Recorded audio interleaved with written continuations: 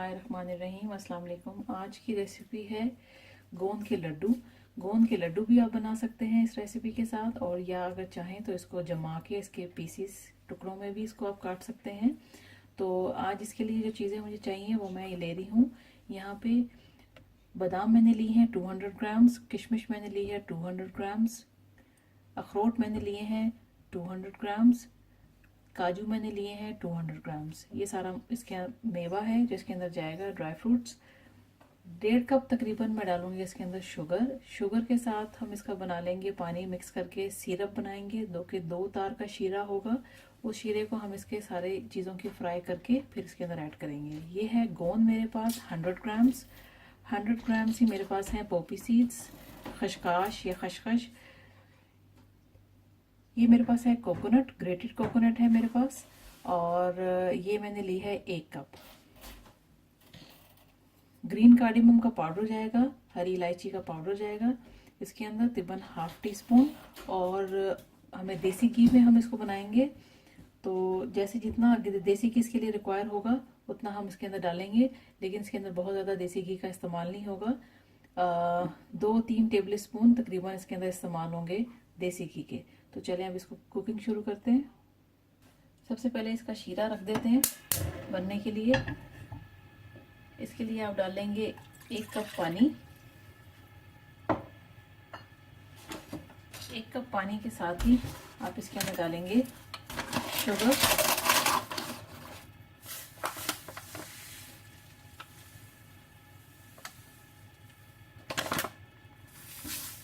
एक कप ये शुगर, और तकरीबन 1.25 कप शुगर आपने डाल दी इसके अंदर। इसका हम शीरा बनने के लिए रख देते हैं।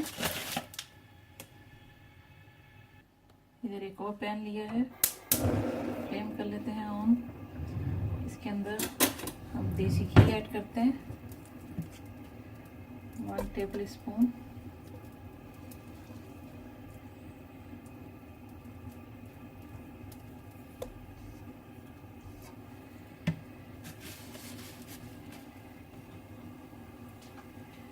के साथ ही इसके अंदर ये सारा पिस्ते बादाम सारा कुछ मैं डाल देती हूँ।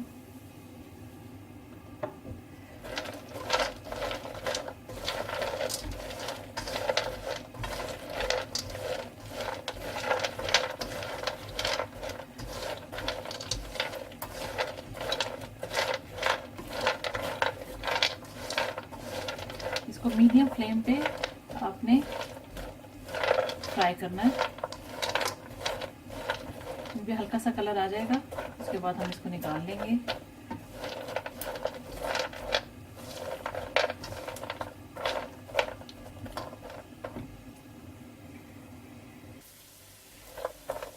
ये बादाम, किशमिश, अखरोट वगैरह की चीज़ें फ्राई हो चुकी हैं, मुझे हल्का सा कलर आ गया है। अब मैं इनको निकाल दूंगी। अब इसके अंदर ऑयल देख लें, बिल्कुल भी नहीं बचा है घी जो हमने डाला था, बस थोड़ा थोड़ा करके आपने डालना है इसके अंदर घी। अब मैं इसको निकाल लेती हूँ ट्रे में, बाकी की चीज़ें इसके साथ फ्राई करेंगे अलग से। 1 टेबल स्पून घी,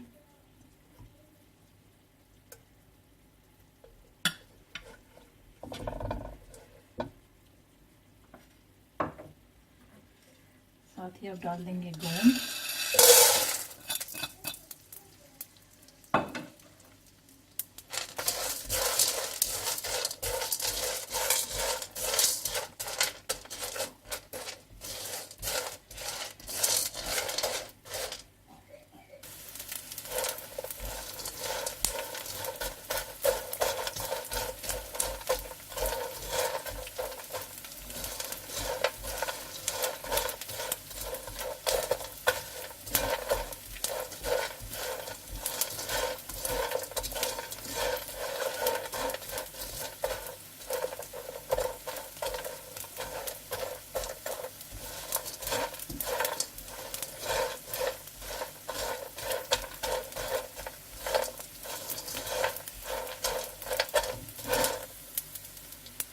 गोंद भी हमारी जो है अच्छी तरह से फ्राई हो चुकी है। इसको भी निकाल लेते हैं ट्रे में। अभी फिर आप डालेंगे 1 टेबल स्पून घी, और इसको आपने बनाना है। अब पॉपी सीड्स मैं डालने लगी हूँ और मैं इसके अंदर डालूँगी कोकोनट। इन दोनों चीज़ों को आपने मीडियम फ्लेम पे नहीं पकाना, बल्कि आपने इसको लो फ्लेम पे पकाना है। ये चलेगी पॉपी सीड्स, खसखस के साथ ही मैं डाल देती हूँ ये कोकोनट, ये डाल दिया। इसको आप मिक्स कर लें।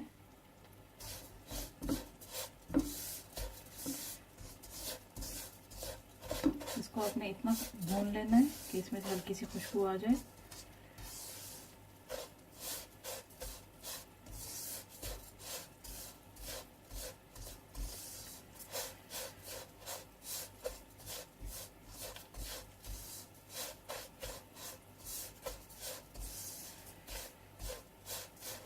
शीरा ऑलमोस्ट हमारा तैयार हो गया है।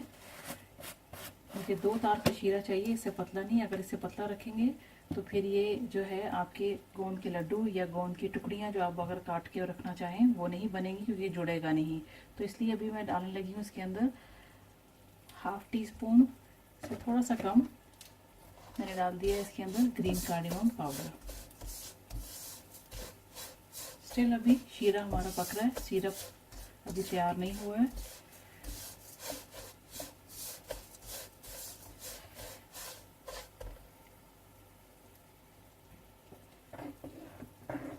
अभी साथ साथ चेक कर लेते हैं। शीरे को आपने इस तरह से चेक करना है।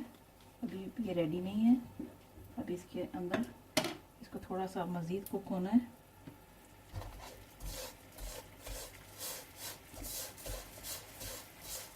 बस ये सारी चीज़ें आपने जब फ्राई कर लेनी है तो इन सब चीज़ों को मिक्स करके तो आपने इसको पीस लेना है। चॉपर में डाल के अब इसको पीस लें।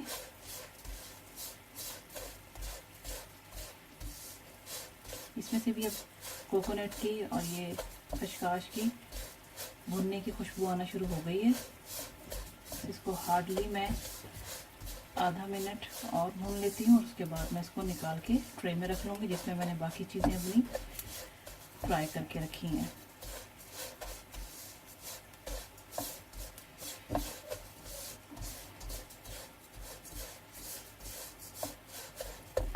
चलिए जी, ये भुन चुका है। अब मैं स्टोव करने लगी हूँ बंद।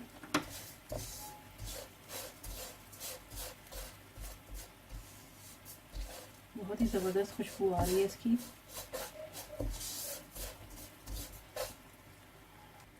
ये यहाँ पे ठंडा हो चुका है और ये भी जो मैंने आपके सामने फ्राई किया था इसको भी सारे को इसके अंदर मिक्स कर देते हैं। ये भी ठंडा हो चुका है सब कुछ। अब मैं इसको चॉपर में डालूंगी और इसको थोड़ा दरदरा सा पीस लूँगी। और दूसरी तरफ मैं आपको इसका सिरप भी दिखा दूँ कि मुझे 2 तार का शीरा चाहिए। ये देखें, ये इतना गाढ़ा होगा।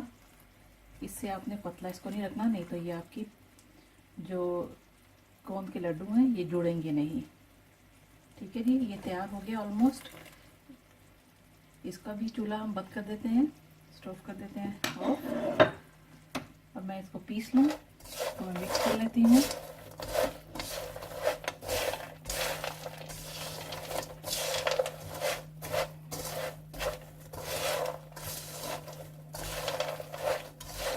मिक्स हो गई। अब मैं चॉपर में डाल के पीस के फिर मैं आपको दिखाती हूँ। मैंने जो है गोंद को सब चीज़ें जो है मैंने अच्छी तरह से इसके अंदर चॉपर में डाल के पीस ली हैं।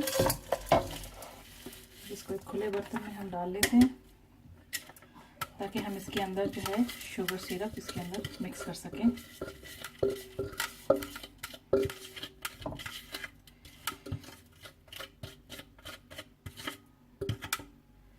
निकाल लिया है। ये देखिए, इससे ज़्यादा आपने इसको बारीक नहीं करना, थोड़ा सा मोटा मोटा ही आपने इसको रखना है और बहुत मोटा नहीं कि आपसे इसके लड्डू या इसकी टुकड़ियाँ जो है वो बन ना पाए। अब आपने सिरप जो है वो इसके अंदर ऐड करना है।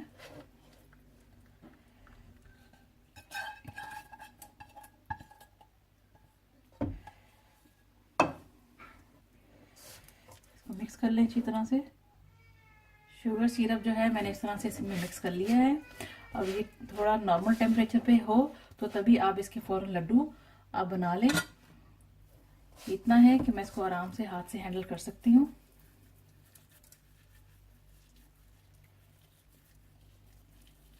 ये देखें,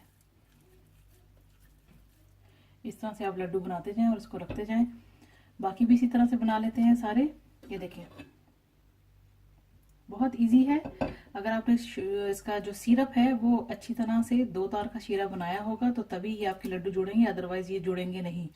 तो इसलिए आपको उस पर ज्यादा तवज्जो देनी है कि सिरप आपका अच्छा बना होना चाहिए। तो चलिए अब इसके बाकी के भी लड्डू तैयार कर लेते हैं।